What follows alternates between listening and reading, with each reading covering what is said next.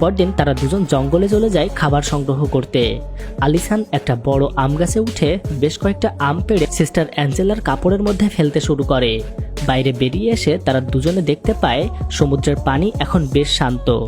তারা দূরে বড় একটি কচ্ছপকে ভাসতে দেখতে পায়। তাই তারা দৌড়ে সমুদ্রের পাড়ে চলে যায় এবং সেখান থেকে আলিসানের ছোট্ট সেই লাইফ বোটটা নিয়ে সমুদ্রে ভেসে পড়ে। সিস্টার অ্যাঞ্জেলা এবং আলিসান দুইজনে লাইফ বোটে করে উঠে চলে যাচ্ছিল। আলিসান সিস্টার অ্যাঞ্জেলাকে লাইফ বোট চালানো শিখিয়ে দেয় আর তারপর তারা দুইজন সেটা বাইতে শুরু করে। এভাবে অনেকক্ষণ ধরে ভেসে ভেসে তারা কচ্ছপটার কাছে এসে পৌঁছায়।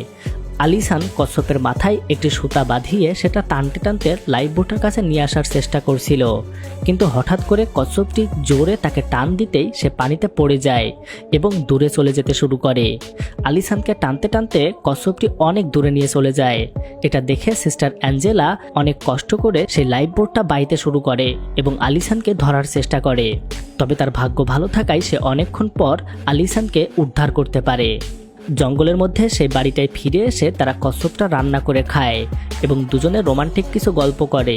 তবে এইবার সিস্টার অ্যাঞ্জেলা তাকে কিছুই বলে না, অর্থাৎ সেও এখন তার সাথে গল্প করতে রাজি আছে। এভাবে তারা দুইজন যখন গল্প করছিল তখন হঠাৎ করে আকাশে বিমান আসার শব্দ শোনা যায়। তাই আলিসান সিস্টার অ্যাঞ্জেলাকে নিয়ে একটা নারকেলের পাতার মধ্যে লুকিয়ে পড়ে আর জাপানিজ বিমানটি তাদের ওপর থেকে উড়ে যায়। সেটা তাদেরকে দেখতে পারে না। তারপর তারা বুঝতে পারে এই ঘরে তাদের জন্য থাকা এখন আর নিরাপদ না। তাই তারা দুজন একটি পাহাড়ের গুহায় গিয়ে লুকিয়ে থাকে এবং সেখানেই দুজন একসাথে ঘুমিয়ে পড়ে। পরদিন সকালে তাদের যখন ঘুম ভাঙে তখন তারা দেখতে পায় বাইরে সেই জাপানি বিমান থেকে একের পর এক বোমা নিক্ষেপ করা হচ্ছে। অর্থাৎ তারা বুঝতে পারে তাদেরকে হয়তো জাপানিরা দেখে ফেলেছে। এতগুলো বোমা ফেলা দেখে সিস্টার অ্যাঞ্জেলা ভয়ে থরথর করে কাঁপতে থাকে। আলিসান এসে তাকে জড়িয়ে ধরে বসে থাকে এবং সে তাকে সান্ত্বনা দেয় যে তার কিছুই হবে না। তারপর জাপানিরা যখন ওপর থেকে বোমা নিক্ষেপ করা বন্ধ করে দেয় তখন আলিসান বাইরে গিয়ে দেখতে পায় সবকিছু পুড়ে ছারখার হয়ে গেছে। এগুলো দেখে তারা দুজনই অনেক ভয় পেয়ে গিয়েছিল। কিন্তু কিছুক্ষণ পরে তারা আবারও দেখতে পায় সমুদ্রের দিক থেকে একটা বোটে করে অনেকগুলো জাপানি সৈনিক তাদের দিকে এগিয়ে আসছে। তাদের আসতে দেখে আলিসান এবং সিস্টার অ্যাঞ্জেলা দ্রুত তাদের সেই রুমের মধ্যে ঢুকে সেখানে লুকিয়ে পড়ে আর দরজাটা বড় একটা পাথর দিয়ে আটকে দেয় যাতে জাপানিরা ভেতরে ঢুকতে না পারে।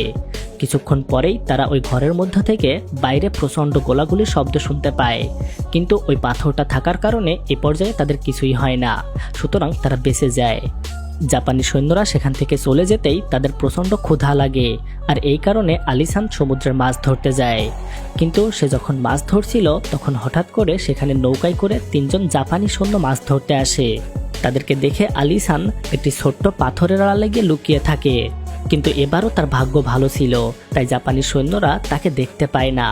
কিন্তু এভাবে তারা আর কতক্ষণ লুকিয়ে লুকিয়ে বেঁচে থাকতে পারবে সেটাই এখন দেখার বিষয়। এরপর আলিসান যে মাছগুলো ধরে নিয়ে এসেছিল সেগুলো তারা দুজন কাঁচাই খেতে শুরু করে, কারণ এই গুহার মধ্যে তাদের কাছে রান্না করার জন্য কোনো তৈজসপত্র বা আগুন কোনো কিছুই ছিল না।